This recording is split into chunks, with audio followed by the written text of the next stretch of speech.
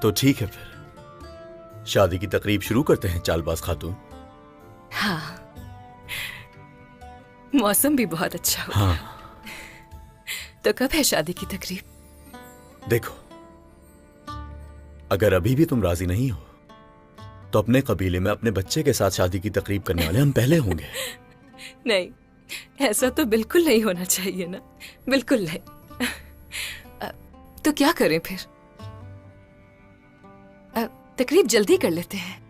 مگر میں نے اس کے لیے بہت انتظار کیا ہے، اس لیے میں چاہتی ہوں کہ یہ تقریب بہت شاندار. اللہ اللہ، اچھا تو اب شادی کی کسر اس تقریب پر نکالنا چاہتی ہو؟ مجھے کیا پتا علاؤدین، میں نے تو اپنی بات کہہ دی.